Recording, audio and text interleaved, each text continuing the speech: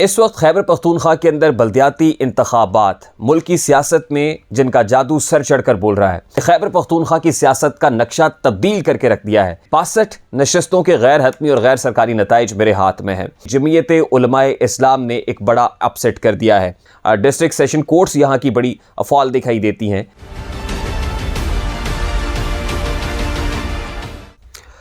अस्सलाम वालेकुम मेरे सादा से पाकिस्तानियों, मेरा नाम रेहान तारिक है और आप मेरा यूट्यूब चैनल देख रहे हैं।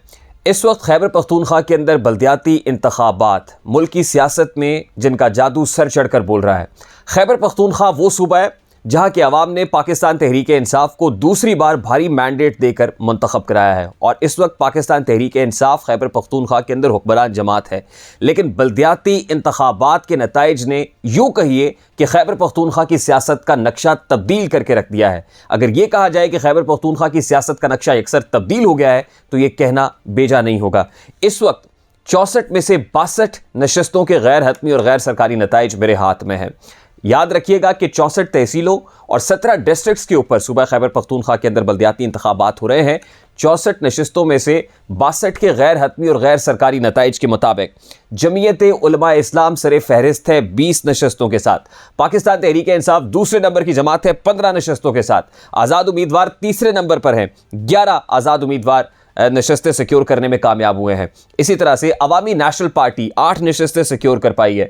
पाकिस्तान मुस्लिम लीग नून की 3 नशस्तें हैं, जमात इस्लामी की 2 नशस्तें हैं, तहरीक इस्लाहात पाकिस्तान की 2 नशस्तें हैं और इसके अलावा 1 नशस्त है। तो यूँ 62 नशस्तें जो तहसील लेवल की हैं उनके नताइज ये बता रहे हैं कि जमीयत उलमाए इस्लाम ने एक बड़ा अपसेट कर दिया है। लेकिन इससे भी बड़ी हैरानी की बात यह है कि पेशावर जो एक इम्पॉर्टेंट सिटी है सूबा खैबर पख्तूनख्वा का, वहाँ एक कांटेदार मुकाबला हुआ है।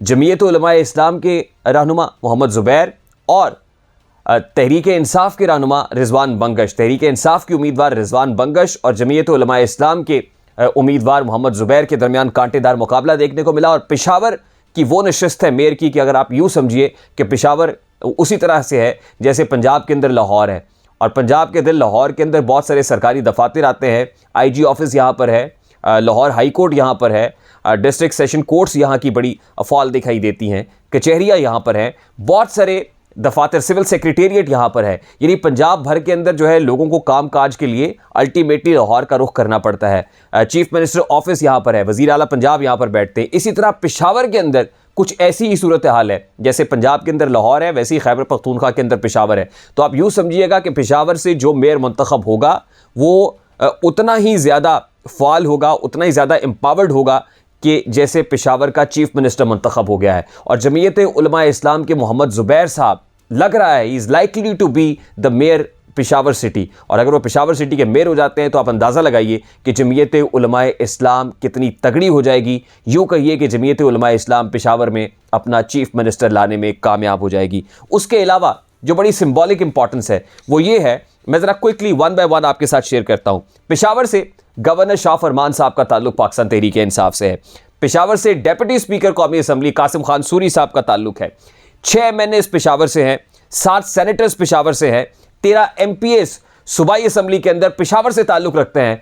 और पेशावर सिटी के अंदर अगर जमीयत उलमाए इस्लाम हुक्मरान जमात की उम्मीदवार रिजवान बंगश को शिकस्त देती है तो यकीनन डूब मरने का मुकाम होगा और लम्हा फ़िक्रिया होगा पाकिस्तान तहरीक इंसाफ के लिए कि पाकिस्तान तहरीक इंसाफ को पेशावर के अवाम ने और KP के अवाम ने मुस्तरद कर दिया है। इसकी वजह क्या है इस पर मैं आगे चलकर बात करूँगा, लेकिन नौशेरा से भी जो है जो नताइज सामने आ रहे हैं वो नताइज भी मैं आपके सामने रखूंगा। वहाँ पर एक पाकिस्तान तहरीक इंसाफ की नशस्त है, दूसरी भी पाकिस्तान तहरीक इंसाफ सिक्योर करती हुई दिखाई दे रही है क्योंकि उस पर परवेज़ खटक साहब के साहबजादे कंटेस्ट कर रहे थे। Is likely to be elected as chairman from this tehsil. उसके अलावा जनाब चारसद्दा का डिस्ट्रिक्ट है, मर्दान का डिस्ट्रिक्ट है जहाँ से अली मोहम्मद खान साहब हैं, सूबाई असम्बली के अंदर आतिफ खान साहब मौजूद हैं। मैं इसका नतीजा भी आपके सामने रखूँगा। इसके साथ ही स्वाबी से स्पीकर कौमी असम्बली असद कैसर साहब का ताल्लुक है। शहराम तरक्की जो मेंबर सूबाई असम्बली हैं उनका ताल्लुक भी स्वाबी से है।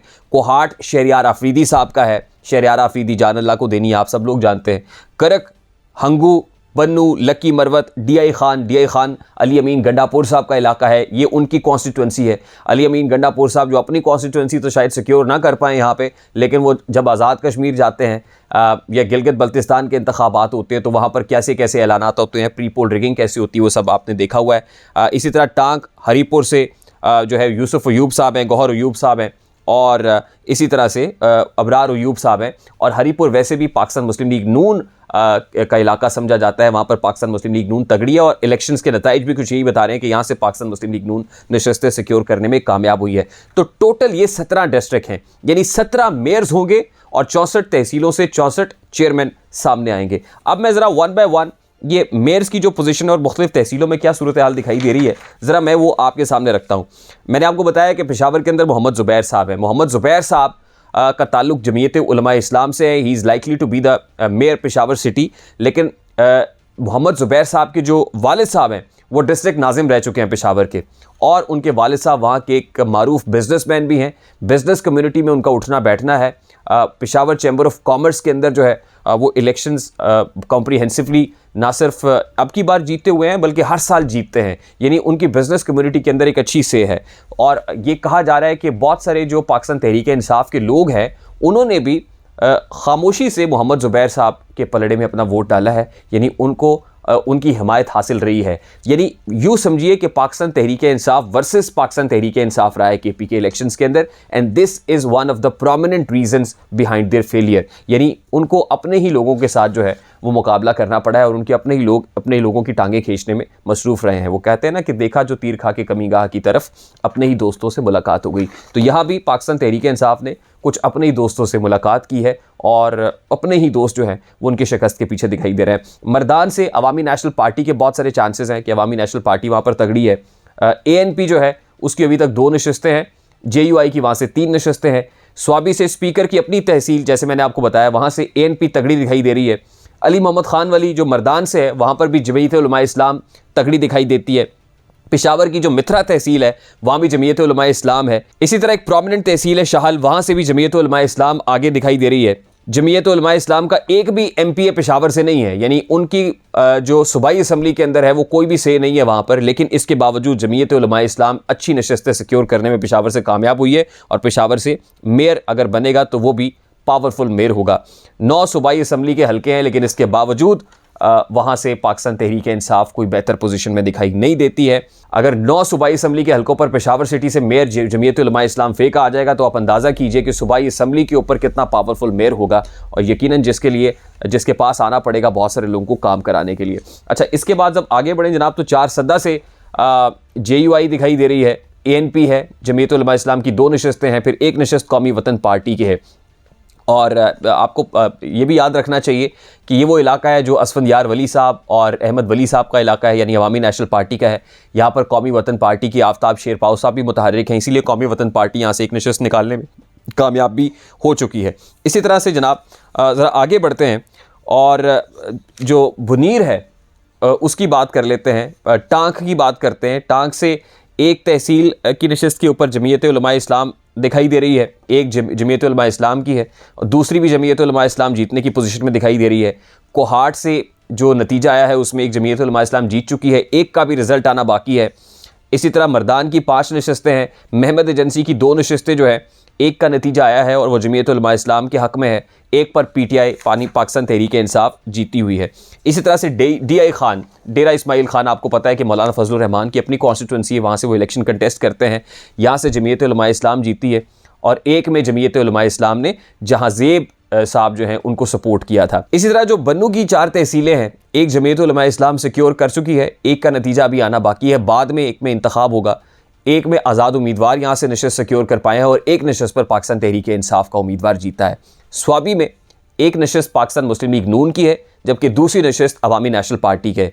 नौशेरा के अंदर पाकिस्तान तहरीक-ए-इंसाफ की मैंने आपको बताया कि 2 नशस्तें हैं, एक पर तो परवेज़ खटक साहब के साहबजादे हैं। इसी तरह हरीपुर जो है वो पाकिस्तान मुस्लिम लीग नून का स्ट्रॉन्ग इलाका समझा जाता है, गढ़ समझा जाता है, यहाँ से पाकिस्तान मुस्लिम लीग नून जो है वो प्रोमिनेंट जमात दिखाई दे रही है।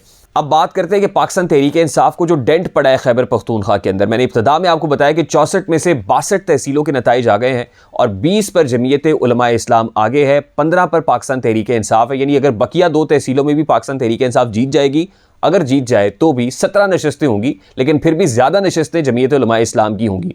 JUI को कामयाबी क्यों मिली है, इसकी 2 प्रोमिनेंट रीजंस दिखाई देती हैं। एक तो रीज़न बहुत बड़ी है महंगाई, यानी लोग हुकूमत की अपनी परफॉर्मेंस से, उसकी मैनेजमेंट से, उसकी गवर्नेंस से बहुत परेशान है और वो पाकिस्तान तहरीक-ए-इंसाफ को दोबारा मुंतखब नहीं कराना चाहते हैं। जो लम्हा फ़िक्रिया पाकिस्तान तहरीक-ए-इंसाफ को अपने गिरबान में झांकने की ज़रूरत है कि खैबर पख्तूनख्वा जिसने आपको दूसरी बार भारी मैंडेट दिया, वहाँ पर आप परफॉर्म करने में बुरी तरह नाकाम रहे, आप कोलैप्स कर गए।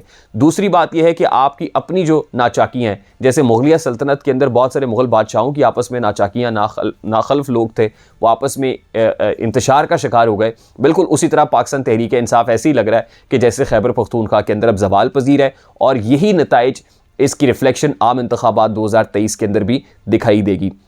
यानी वहाँ पर अपने ही लोग जो हैं वो अपने ही लोगों के ख़िलाफ़ हुए हैं और इसको एक्नॉलेज ख़ुद पाकिस्तान तहरीक-ए-इंसाफ के अपने लोग कर रहे हैं। आतिफ़ खान साहब का स्टेटमेंट सामने आ गया है, अब शिबली फराज साहब का स्टेटमेंट आया है। इसी तरह से पाकिस्तान तहरीक-ए-इंसाफ के जो प्रोमिनेंट लीडर्स हैं वो ये कह रहे हैं कि हमें पता है कि क्या हुआ है, हमें ख़बर है लुटेरों के सब ठिकानों की, शरीके जुर्म ना होते तो मुखबरी करते। अपने ही लोगों के ख़िलाफ़ जो है वो उन्होंने बंदूकें तानी हुई हैं, अपने ही फ़ौजी मारे हैं। तो पाकिस्तान तहरीक-ए-इंसाफ को यकीनन सोचने की बात है और आई डोंट नो कि अब पाकिस्तान तहरीक-ए-इंसाफ के लोग आके इसको कैसे जस्टिफाई करेंगे, इसको कैसे डिफ़ेंड करेंगे, क्योंकि डिफ़ेंड करना खासा मुश्किल दिखाई दे रहा है। अभी मज़ीद जो है वो नताइज, हतमी तौर पर सरकारी नताइज तो आना बाकी हैं, लेकिन जो गैर हतमी गैर सरकारी नताइज हैं वो मैंने आपके सामने रखे हैं और उसके मुताबिक पाकिस्तान तहरीक-ए-इंसाफ के लिए कोई अच्छी खबर नहीं है। तो अभी तक के व्लॉग से इतना ही थी। अगर आपको वीडियो पसंद आई हो तो इसको लाइक कीजिएगा, अगर लाइक कर दें तो शेयर करना मत भूलिएगा। अगर चैनल को सब्सक्राइब नहीं किया है तो सब्सक्राइब भी कर लें। बेल आइकन का बटन प्रेस करेंगे तो बहुत सारे नोटिफिकेशन आते रहेंगे और ऐसी वीडियोज़ आप देखते रहेंगे। मुझे रेहान तारिक को इजाज़त दीजिए। अल्लाह हाफ़िज़।